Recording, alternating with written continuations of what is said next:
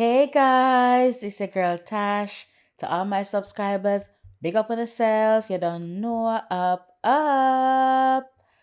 Listen, I am so excited to bring you guys this tutorial and a big shout out to the client in the video for allowing me to record this process. Big up yourself. One love.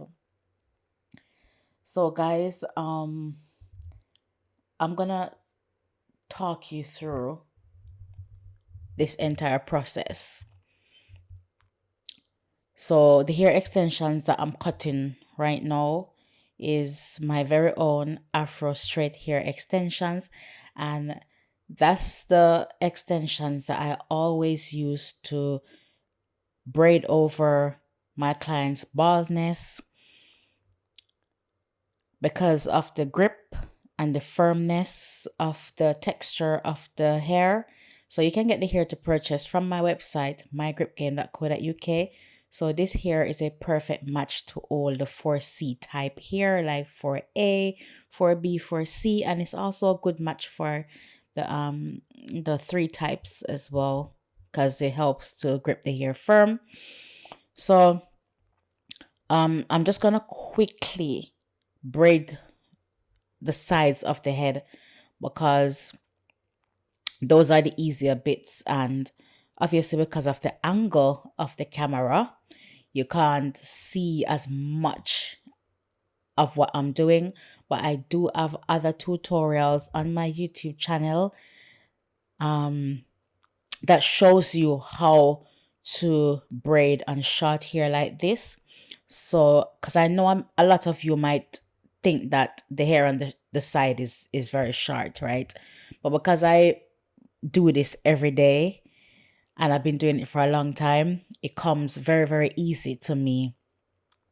So there are slower tutorials on this channel that shows you how to braid on the hair this short. So the hair on the side is, yeah, around an inch. And obviously you can see that there's barely anything on the top of the head. So I will leave a couple links in the description box below if you guys just want to learn how to braid on short hair. So I'm just rushing through the sides because I want to get to the top so I can slow down the video and show you guys how I cover over the baldness at the top, which is very, very wide.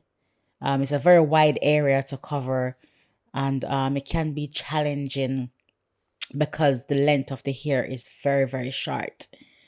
So his hair length is roughly an inch, or maybe a little bit over an inch in some areas. And then obviously at the top you can see that there's nothing there at all. So I'm gonna have to create a illusion over that to make it look like I've braided over some hair, but it's just an illusion.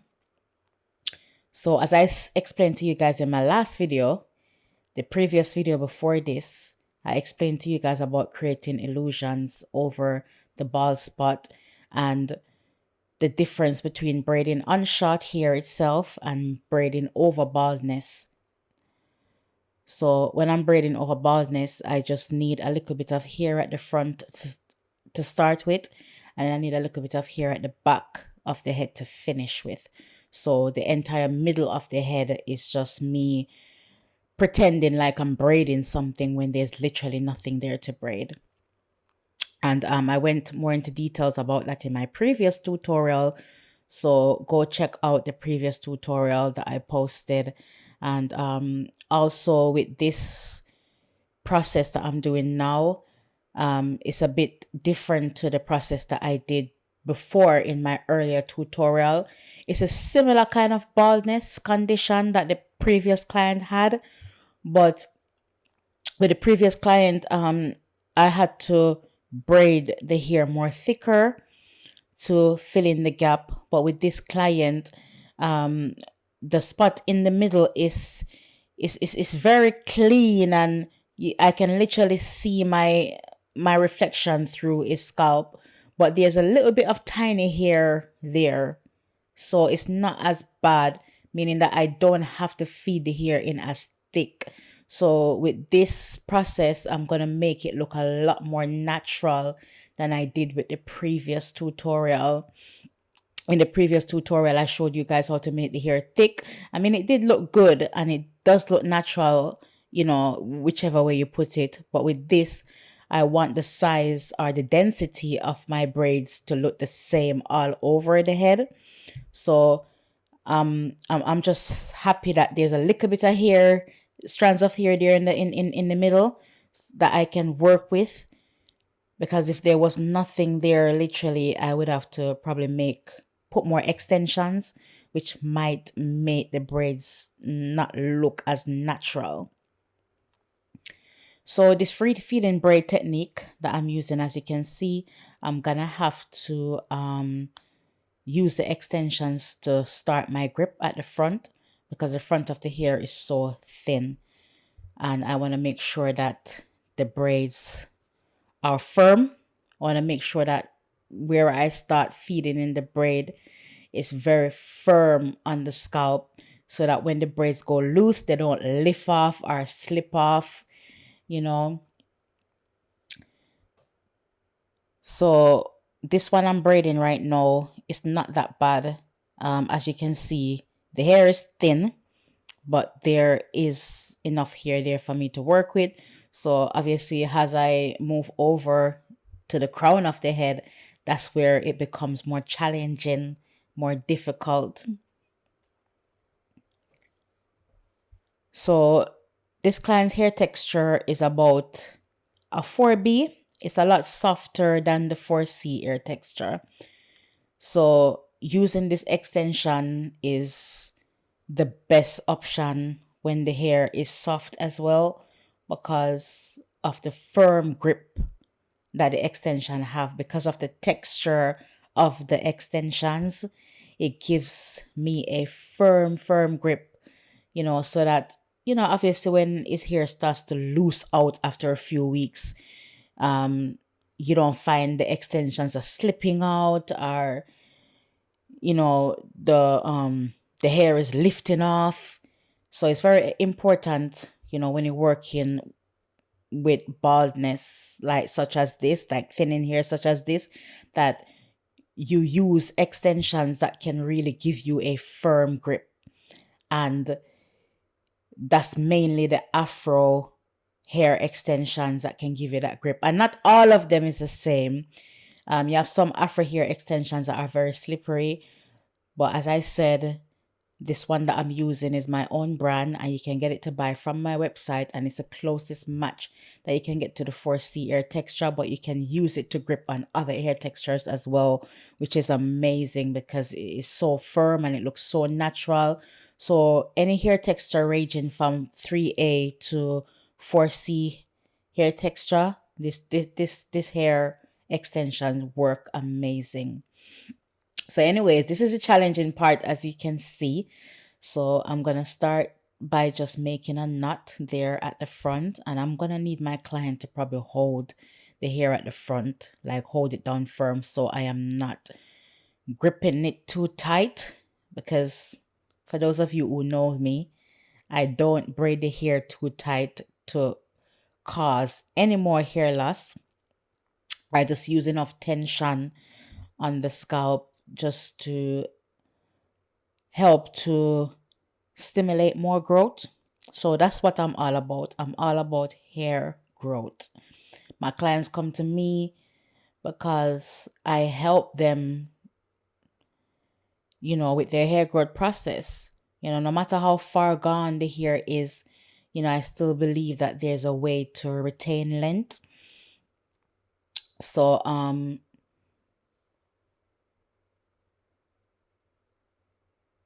I've spoken to you guys about the main causes of hair loss in my previous videos, and there's so much causes of hair loss. It's hard to tell, you know, what's going on with each individual client. It could be something different that's going on. It could be, you know, genetic. It could be immune system defaults. It could be stress. It could be lack of vitamins in the diet. There's so much things. So I always like make sure that I do a little consultation with my clients to like find out how their health is overall, and also just recommending that they do a blood test to see if any vitamins or anything is lacking, so that they don't waste their time coming and spending their money and fixing the problem externally, but then there's something going on internally that's causing the problem to reverse. So each time the hair grows, it can go back to its original state, or even worse if there's something going on internally inside the body. So I'm not just giving external hair care advice. I'm also giving clients internal advice about their health overall. What is your health like? Are you up to date on your vitamins? What is your diet like? Are you consuming enough water? Is there any health issues that could be causing the hair loss to get worse? Just basically seeing what's going on with them personally, because that is very important. It's important that the immune system is good, the diet is good, so we can focus on what's going on externally. So in terms of using the right shampoos, giving your hair the right treatment, like regular hair care treatment, like steaming, deep conditioning, also derma rolling just to exfoliate, making sure that the scalp is getting enough oxygen. How often are you wearing a hair cover? How long do you wear hats and things like that? So there's a number of things, and each client is different.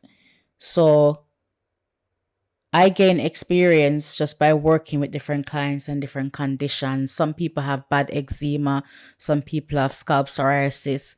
There's a lot of condition that's surrounded by hair loss, and it's just to find out each individual circumstances, and just working with each individual, just to find out what can help them individually, because it's not everything that's gonna work for everyone. Some people is allergic to some oil. Some people say them allergic to coconut oil. Some people is allergic to castor oil.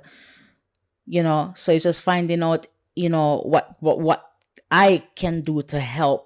For some clients, I have my own hair care line, but for some clients I have to mix a different formula for them in particular. Just mix something special for them for their circumstance, because there might be an ingredient that, say for example, rosemary oil might not go very well with this client's skin, so I might just extract the rosemary oil from my formula, things like that, just to provide each of my client with the right care for their hair. And there's other hair products as well that works. I just don't try to promote my thing like, oh, everybody should just use my product because I know best. No, there's other products and other things that work for different people. So it's just to find out what works for you. And that's what I do. I don't push my products on each of my clients. As I said, sometimes I go in and I extract something from my formula just to suit their needs.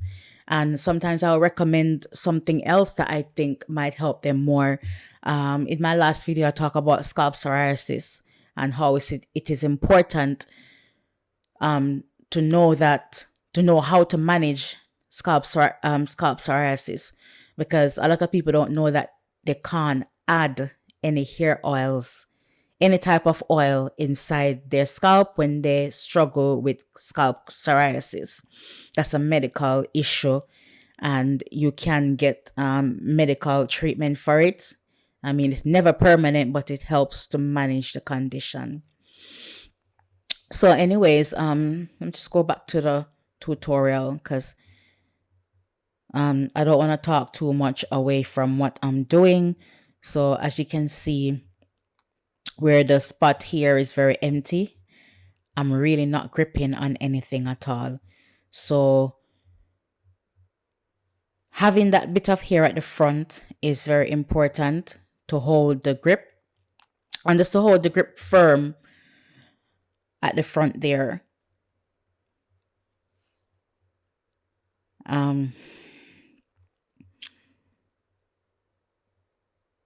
So yeah, I'm sure you can see my fingers, what they're doing very, very clearly in this video, that I'm not actually gripping anything right here in the middle. And the reason why the client is not holding the front of the head is because he said he wants it tight. He said he likes feeling that tightness on his scalp. So that's why he's not holding the front of it. He's like, you know what, just grip it. I'm okay. I'm okay with tightness. I like feeling that tight sensation on my scalp. But usually I would ask a client to hold the front so that the front of the hair is not too tight. But even though he's not holding it, as you can see, there's no tightness. If the braid was tight, you would have seen the skin on the scalp like squishing together. It would be obvious that it's tight because you see the skin starts closing in together. And that usually happens when you braid over baldness, when there's no hair in the middle and you're trying to pull the hair from the front and then join it to the hair at the back. It can cause a lot of tension, and you usually see like the scalp itself, the skin like folding up like waves. So yes, there's no tightness here, as you can see. But yeah, let me go back to what I just did because there was a bit of distraction there. So there wasn't no hair in the middle, as you can see. So I was just adding the extension, like feeding it in as I go along to get the density that I want my braids to have. But there wasn't no gripping there in the middle. So for as long as I grip the hair at the front and it's firm at the front, I can start just feed the hair in to create an illusion because I have nothing in the middle to grip. And once I get past the baldness in the middle, then I finish off the hair. I finish my gripping at the back with the look of hair that I have at the back of the head.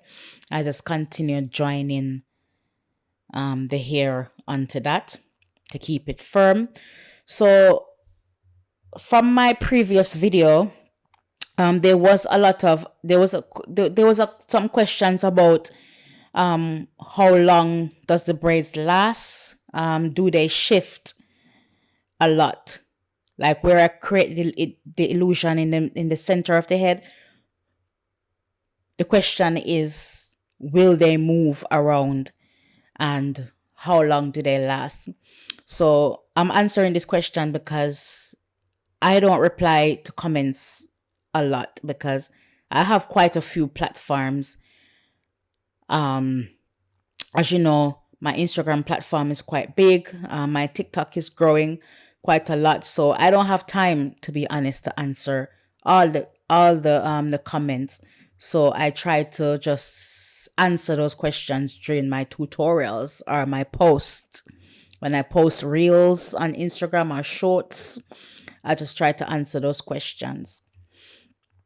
So with the braids over the baldness, this usually lasts for 1 month. So usually my clients will keep them in for a month. Then they will take them out and give the hair a break, say a few days break or up to a week break, just to give the scalp a rest, because that's my recommendation. So it usually lasts a month. And in terms of the braids shifting, you will find that you will see some shifting or feel some shifting after about 3 weeks. So usually in the 3rd week, that's when the hair has grown out quite a lot. So when the hair has grown out quite a lot underneath the braids, so we are drawing the hair at the front. We are drawing the braids on at the front of the head, and at the back, those areas will start to lift after about 3 weeks. So after about 3 weeks, you will see a bit of shifting because of the hair growth. So because the hair growth now start to lift the braids, then you'll feel a little bit of shifting, and maybe see a little bit of shifting, after about 3 weeks in the third week.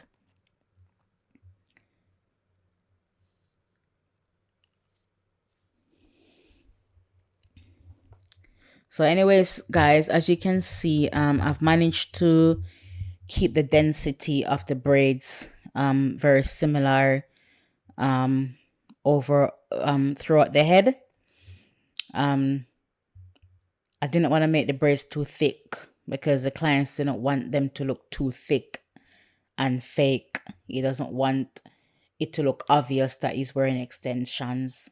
So I did just keep the density the same as the braids on the side, but I still got a very, very good coverage. As you can see, the coverage is very good. If you guys didn't see this process, you would not know that it doesn't have any hair at all in the crown of the head. So good so far. I'm very proud of how it's looking.